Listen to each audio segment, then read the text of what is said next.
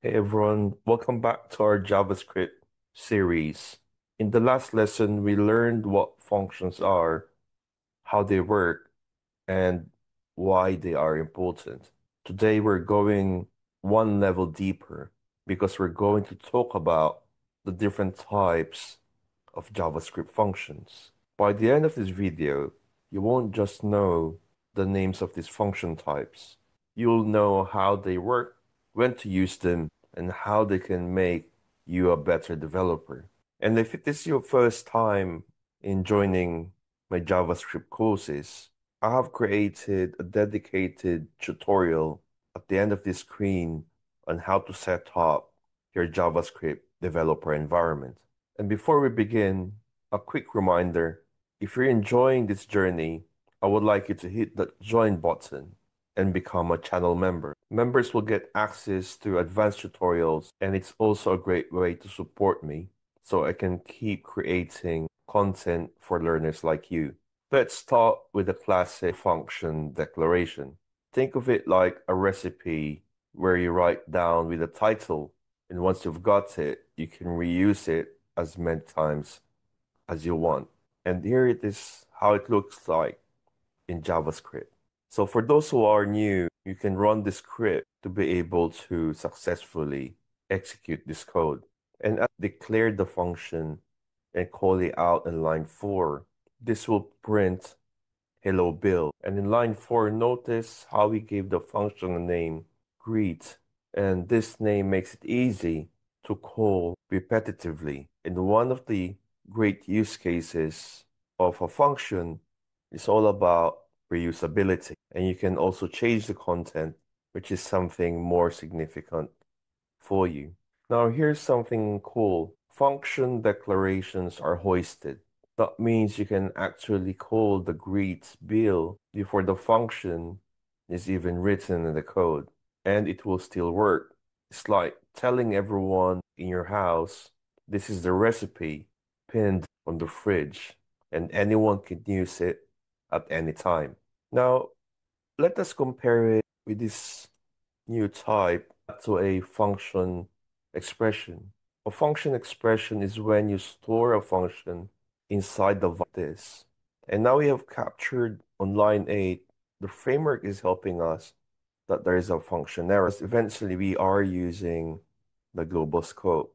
So the technology is helping us that our script is not using the correct framework. So we will now need to use and change the scope of the application. And this tutorial can be any. We are getting this error because of the ECMAScript version, and global scope is eventually using an old version of ECMAScript. That's why we're producing this error. So you may change this to another type of application scope, and eventually we don't have a custom scope that will basically fix it. And for now, as a workaround, we can type in as var to ensure the functionality of the framework will work as expected. So I don't want you to worry about this at this stage, since I will have a separate tutorial to address this feature. So now as we continue, I'd like you to take note that on line 8, which is a function expression, this is not hoisted. That means you cannot call the add function before in the line of code where it's defined. Think of it like a recipe on a sticky note, but keeping it in your pocket. Nobody can use it until you actually write it down. So next up is what we call anonymous functions. So from line 13 to line 15, these are functions that a name.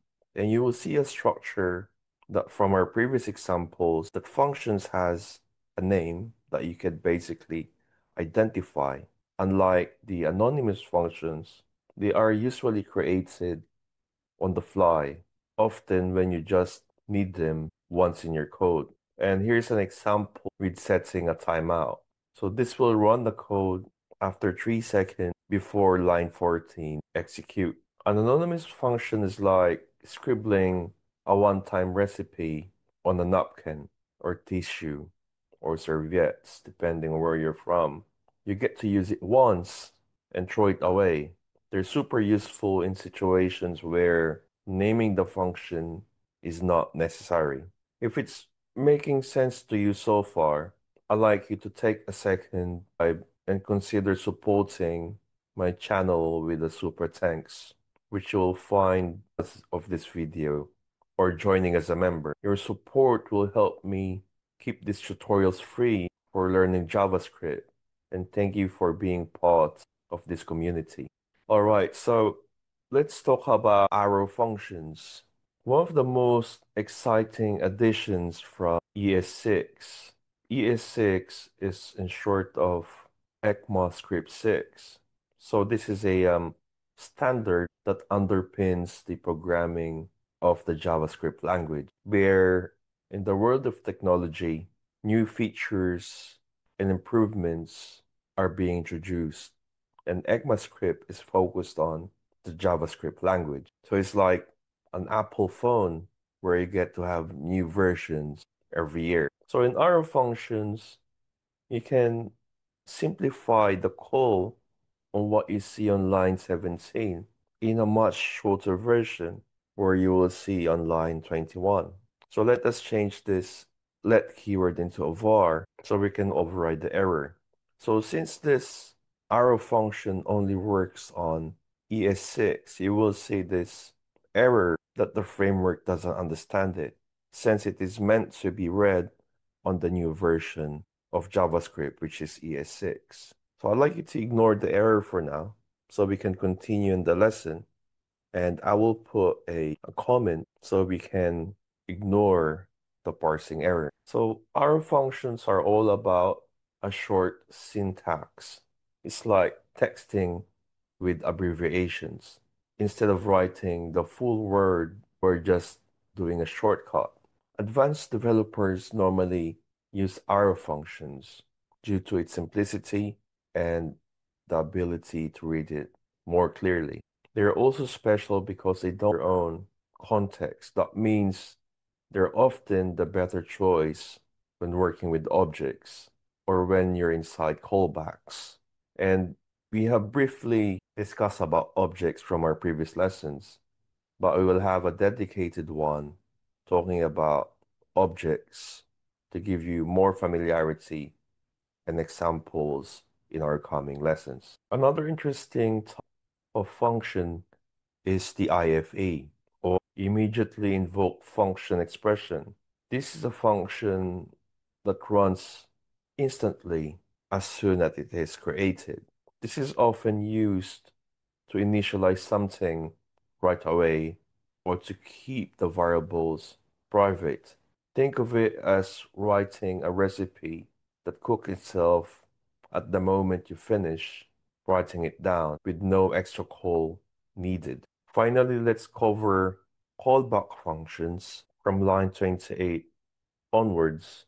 Callbacks are functions that you can pass an argument to another function. And this is one of the few things that I saw my students struggling.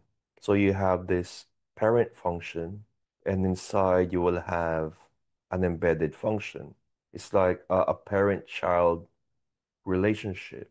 In real life, a callback is like hiring a sous chef, where you give them instructions, and when they're done, they call you back with the outcomes or results.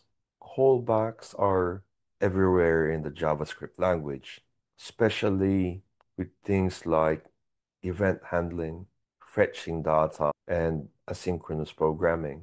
And these are quite advanced terminologies, and you will learn them as we move forward in our JavaScript functions or lessons. Now, let us put together, and I'd like to show you and see how these function types work together on this one small example. So you can see here is like functions are like Lego blocks.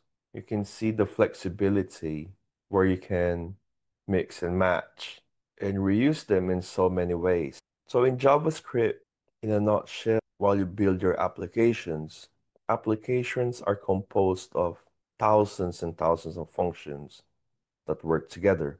And you will notice that gs.info is also a function where its purpose on our tutorial is to print examples or to print out the desired outputs of the script.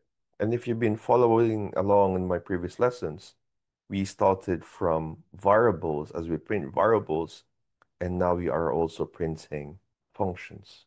As you get your hands dirty, I'd like you to run the script, and you can basically, under the global scope, change the let keywords into var, and eventually you can also comment out the ES6 version to get you familiar on how the JavaScript code behaves and executes. All right, so let's have a recap on the types of JavaScript functions. Today we have learned the function types like declaration, expression, anonymous, the arrow, the IIFE, and finally the callback function. Each of these plays a different role, and mastering them will make you not just a beginner, but a fully technical JavaScript developer who can work at any technology that uses JavaScript and also can tackle real-world coding challenges. So here's your next steps. Subscribe to the channel if you haven't already. Join as a member to unlock exclusive lessons and resources. And if you found value today, consider using super thanks to directly support this channel. Also, drop a comment below which function type did you find the most useful. Thanks so much for watching. Keep practicing getting your hands dirty, and I'll see you in the next tutorial.